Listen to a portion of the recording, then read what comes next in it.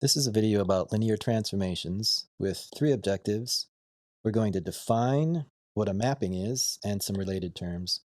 We're going to develop the vector space of linear transformations, and we're going to define what the matrix of a transformation is and learn how to compute them. We'll start with the definition of a mapping.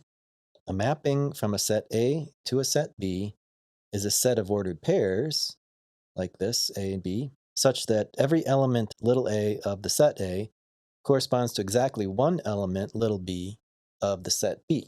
There are some more terms and notation here, and I'm going to draw a diagram to illustrate these things. Okay, here's a picture of a mapping T from the set A to the set B. Little a is an element in the set A, little b is an element in the set B. The arrow means that A is mapped to B, and we put the letter of the mapping, the name of the mapping, above the arrow to label it. The set A is called the domain of the mapping. The set B is the codomain of the mapping. We also write that B is equal to T of A, just like with a function in calculus. T with A in parentheses next to it is read T of A, and this is called the image of A under T. So A is here in the domain, B is in the codomain, and if A gets mapped to B, B is the image of A under T. This notation is read T maps from A to B. If I had some more points in the domain like C and E,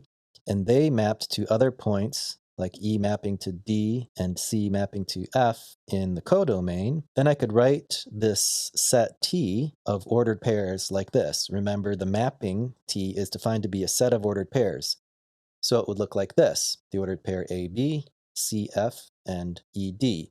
Each of the first entries in the ordered pairs is in the domain, and the second entries are in the codomain. B here is the image of A, F is the image of C, and D is the image of E.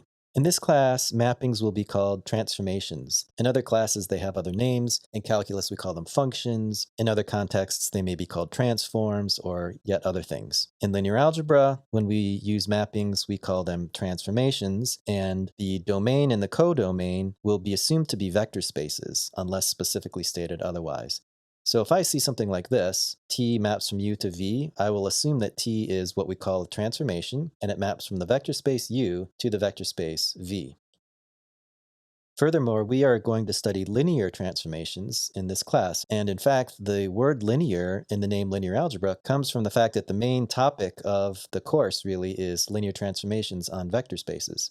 So we'll say a linear transformation T is one, in other words, it's a transformation that satisfies the following equation. If x and y are vectors in the domain and alpha and beta are scalars, T of this linear combination, alpha x plus beta y, is equal to this linear combination, alpha times T of x plus beta times T of y.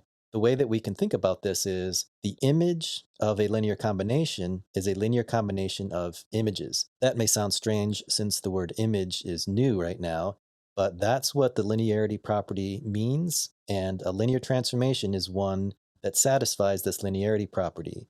The image of a linear combination is equal to a linear combination of the images. We can label things like this. Alpha x plus beta y is a linear combination of vectors in the domain. T of that linear combination is the image of that linear combination. Here, T of x is the image of x, T of y is the image of y, and alpha times T of x is a vector, alpha times a vector plus beta times this vector is a linear combination of vectors, and in particular, these vectors are images of the vectors x and y in the domain. Next, we will define the composition of mappings. If I have a mapping T that maps from the vector space U to the vector space V, and another mapping S that maps from V to W, the composition of S and T is a mapping from U to W written with this notation. This is read S circle T, which maps from U to W. And the definition is here. The image of U under S circle T is S of T of U. We can diagram that like this down here. We have three sets now, three vector spaces, U, V, and W. T maps from U to V. It takes U over here to V, and it becomes T of U. Then S maps from V to W. So it takes T of U and makes it S of t of u. Whatever vector is in here, S takes it over here and it becomes S of that vector. So if I start off with t of u, I get S of t of u. Well, the composite mapping maps from u straight to w. Notice in the definition here, S circle t maps from u to w. So it goes straight from u all the way over to w. It's labeled S circle t, and as we can see here, S circle t of u is equal to S of t of u. Our first theorem says that if t maps from u to v and S maps from v to w, and these are both linear transformations, then the composition S circle t that maps from u to w is also a linear transformation. This will be a common statement that we'll see, claiming that some transformation is linear. So the proof follows the standard technique that we use to prove that a transformation is linear. Namely, we want to show that the image of a linear combination is equal to a linear combination of images. In other words, the linearity property is satisfied, where again, this is the linearity property. So we need to show that this equation is satisfied to prove that a transformation is linear. How do we do that? Well, we take the transformation, in this case it's the composite transformation, S circle t, and we form a linear combination of vectors in the domain. So we'll say let u and v be elements of u, the domain, and then we choose scalars alpha and beta. Here's my linear combination of vectors in the domain, and I want to do some computations to show that I get a linear combination of the images. And in particular, if I take u through S circle t first by itself, and then v through S circle t by itself, so here, S circle t of u and S circle t of v, then I can form the same linear combination with alpha and beta and add them together. The importance of this cannot be overstressed. In applications in science and engineering, linear transformations allow us to break down inputs into smaller pieces, send the smaller pieces through the transformation, which is often an electrical or mechanical or some other kind of a system, and then combine them together at the output. All right, so the details of the proof here are pretty straightforward. We just use the definition of S circle t. It's S of t of alpha u plus beta v. And we're going to rely on the fact that t and S are both linear transformations. In other words, they both satisfy the linearity property. In particular, S satisfies it. So here's a linear combination of vectors, and S is linear. So S of this linear combination is equal to the same linear combination of the images.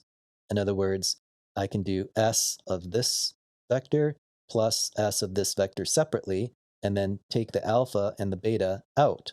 So here's the linear combination of the images under S. And then S of t of u is just S circle t again, so I just use the definition of the composite mapping to get my final linear combination of images. Given a mapping t from u to v, for every v, little v in capital V, the pre-image of v is the subset of u defined by this equation. I've got my set u, I've got my set v, and there are a bunch of vectors in u that map over to some of the vectors in v.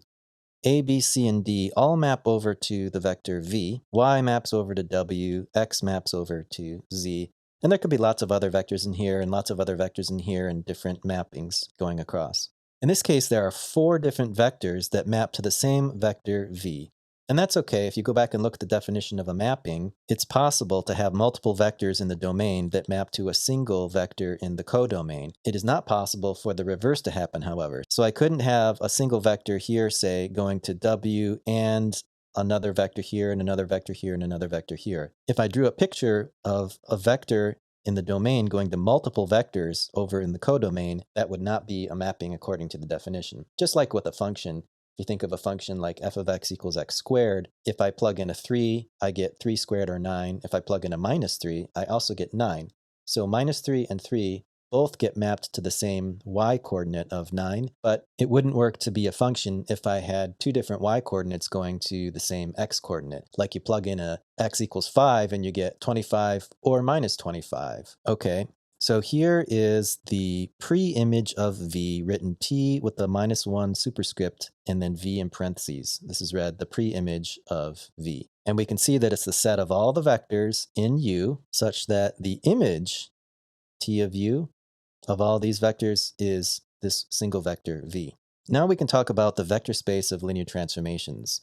We're going to think of linear transformations themselves as vectors. So in order to create a vector space, Well, we need a set of vectors, we need a set of scalars, and we need a definition of addition, how to add linear transformations together, and multiplication. How do you multiply a linear transformation times a scalar? And then we need to show that addition and multiplication are closed, the closure properties, and all the other axioms. All right, we'll start by defining what does it mean to add two transformations together.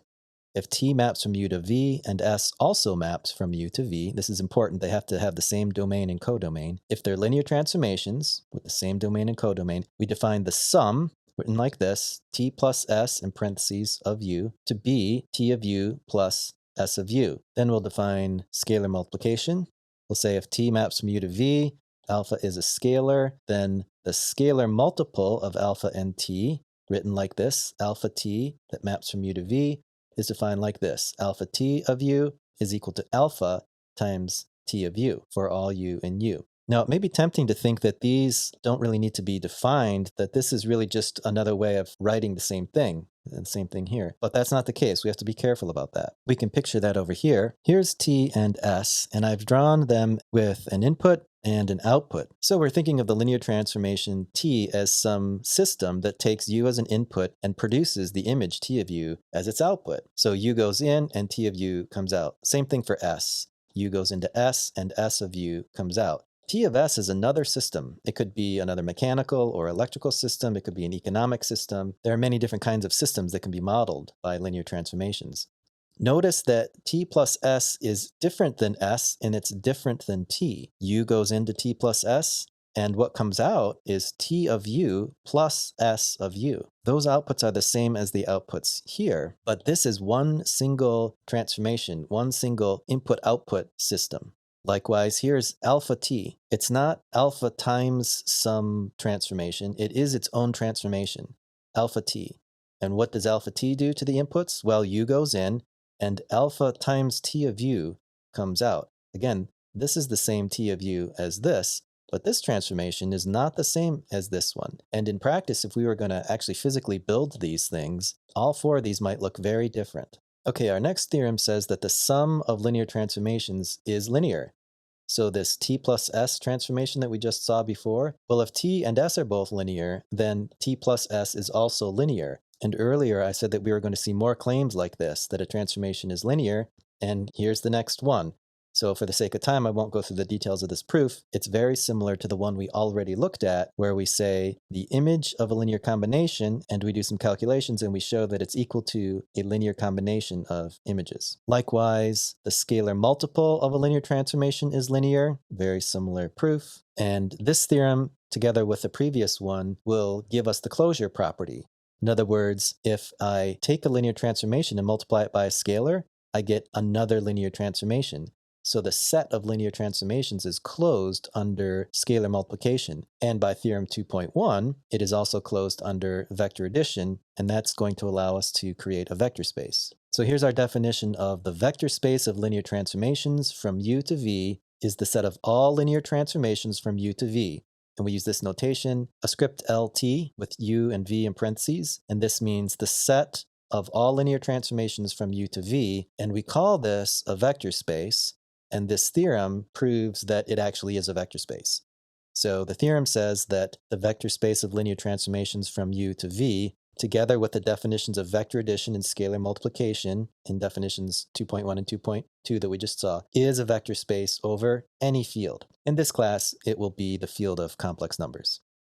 I left the proof as an exercise. I essentially gave you scalar closure and additive closure, but it would be a good idea to go through and check the other axioms. In particular, what is the zero vector in the vector space of linear transformations? Now we will look at some specific transformations, starting with matrix transformations. So we'll define the mapping T from Cn to Cm like this, T of x equals Ax, where A is an m by n matrix, and then we're going to call this transformation T a matrix transformation. So you can think of a matrix transformation as a transformation from Cn to Cm, from one set of column vectors to another set of column vectors that is performed or computed by matrix multiplication.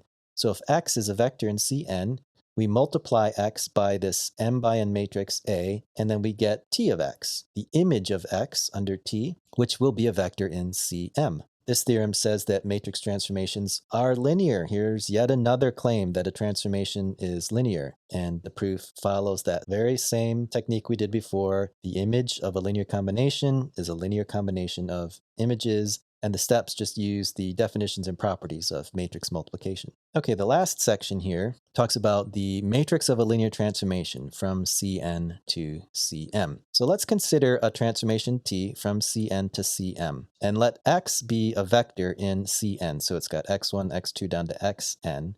So I know that this is a column vector in Cn. Then I'm going to write x as the identity times x for reasons that we'll see later. And using the definition of the identity matrix and the standard basis vectors for Cn, the e's here, e1, e2, e3 up to en. Remember, these vectors have a 1 in the entry of the subscript and zeros everywhere else. We can see those over here really quick. Here's e1, e2, e3, etc., up to en. Notice this is a matrix whose columns are these vectors. So using the definition of a matrix times a vector, I can write the matrix times the vector as a linear combination of the columns of the matrix with the entries in the vector here as the weights. Now I want to see what happens when I transform x under t. So I'm going to do t of x. And I'll just replace x with this linear combination here, and then we'll see why it's useful to write x like this. So t of x is t of this big linear combination, and since t is linear, I can use the linearity property to write t of this linear combination as the linear combination of the images. So from this step to this step uses the linearity property, and that's the key to what we're doing here. And now I can use the definition of matrix multiplication again and say, well, now these vectors will go into a matrix and the x's will go into a vector. And then this matrix I'll call A, and then this is just the same x that we saw before, where A is this matrix up here. And that motivates the following definition in theorem. If T maps from Cn to Cm and it's a linear transformation, we say the matrix of the linear transformation T is just this matrix that we found up here, where E1 up to En is the standard basis for Cn. Sometimes this matrix is also called the standard matrix or even just the matrix for T for short. Then the theorem says if T maps from Cn to Cm and it's a linear transformation, there exists a unique matrix A here that we saw before. This is the matrix of the transformation that satisfies this equation. T of x is Ax. Well, that's what we just derived here. T of x is equal to Ax. So I left the proof of this theorem out because it's essentially the derivation that we did. Okay, let's do an example now. Let's let x be this vector x1, x2, x3. Clearly this is in C3. Let t be a linear transformation from C3 to C4 given by this function rule, if you will. T of x is equal to 0, and then x3 minus x1, so this entry minus this one. The third entry in the image is x2 minus x3, so this entry minus this one. And the fourth entry in the image, because the image is in C4, is x1 minus x2, so this entry minus this one. And we want to find the matrix for t. Then we want to compute the image of this vector u under t two different ways. First, using the definition, so doing this. And then secondly, using the matrix for t, just doing A times u. Of course, we should get the same answer when we do this both ways. Well, to do part A, to get the matrix for t, I need to figure out what these things are. What's t of e1, t of e2, and what's n? How many of these e's are there? Well, these are the standard basis vectors for the domain. The domain is C3, so I'll have 3 basis vectors, E1, E2, and then E3. And then I have to do T of each of those using this rule, and then put those in a matrix, and that will be A. So here's E1, 1, 0, 0. And T of E1, well, the function rule says the first entry is always a 0. So that's easy, just put a 0. Then the second entry is X3 minus X1. So this entry minus this one, 0 minus 1. The third entry is x2 minus x3. x2 minus x3, 0 minus 0. The fourth entry is x1 minus x2, so 1 minus 0. Then we simplify and we get the vector. Notice this is in C4, 0 minus 1, 0, 1. Then we do the same thing for E2, which is 0, 1, 0. So the first entry is always a 0, and then x3 minus x1, x2 minus x3, and x1 minus x2, which gives us 0, 0, 1, negative 1. Similarly for E3, which is 0, 0, 1, I get a 0, and the rest of the entries using the rule as before, and we get 0, 1, minus 1, 0. And then I just take those three vectors that I just calculated, t of e1, t of e2, t of e3, and I put them into a matrix as the columns. And there is the matrix for t. That was a very direct method using the definition. Sometimes we call that the brute force method, where you just use the definition without really thinking ahead. But if we're clever, we could figure out A in a slightly easier way. We know that A is the unique matrix such that AX equals T of X. In other words, if I can write T of X, which is given to me here, as matrix multiplication as some matrix times X, well, that matrix has to be A, because the theorem tells us that A is unique. In other words, if you can find a way to do it, that's the only way to do it. That has to be the matrix for t. Well, since the function rule for t of x was given to us in the form of a vector, I can factor out an x1, an x2, and an x3 out of all these terms, and I'll get x1 times this vector, plus x2 times this one, plus x3 times this one. And if it's not clear, how do we get these from this? Go backwards. Multiply the x1 in here, multiply the x2 in here, multiply the x3 in, and add them all up, and you'll get this. Well, now I have a linear combination of vectors, so I can write that as a matrix equation. I just take the vectors, put them in a matrix, and take the coefficients, put those in a vector. And if I call this matrix A, I've got T of X equals AX. So A here is the matrix for the transformation. For part B, we want to compute T of U in a couple ways. First, just using the definition. So T of U, well, instead of X, I'm going to have U's then. The first entry is going to be a 0. The second entry is going to be U3 minus U1. So 3 minus negative 2. The third entry is U2 minus U3, 5 minus 3. The fourth entry is U1 minus U2, minus 2 minus 5. And then I do the arithmetic and I get 0, 5, 2, negative 7. But now comes the cool part. If I take this vector U minus 2, 5, 3, and instead of doing all this stuff to it, just take the matrix I found, multiply the matrix times the vector, and we get the same image, T of U. 0, 5, 2, negative 7, same that we calculated using the definition. We'll finish up this video with a theorem about the composition of linear mappings. If T maps from CP to CN, and S maps from CN to CM, and if they are both linear transformations with corresponding matrices A and B, so A is the matrix for T and B is the matrix for S, then the composite mapping S circle T that maps from CP to CM is also linear, and its matrix is B times A. Well, we saw a theorem earlier that said the composition of linear mappings is linear, so we could appeal to that theorem to prove this part, but we still need to prove this. The proof is simple enough that if we just do this second part, the first part actually comes free. So I'm going to skip the part about trying to show that the mapping is linear, and I'm going to just focus on figuring out what's the matrix for this transformation. So if I take this vector x in the domain of t, which is also the domain of S circle t, and I find the image of it, S circle t of x, well, by the definition of the composite mapping, that's S of t of x, well, t of x is ax. Why? Because A is the matrix for t. So t of x is just ax, and S of ax is B times ax. Why? Because B is the matrix for S. So S of any vector is B times that vector. A times x is a vector, so S of ax is B times ax. Well, S circle t of x is a matrix, B times A is a matrix, times a vector, and by theorem 4.1, that tells us that S circle t of x is linear, and also that the matrix for S circle t is B times A. All right, that was our introduction to linear transformations. We defined mappings, which we call transformations.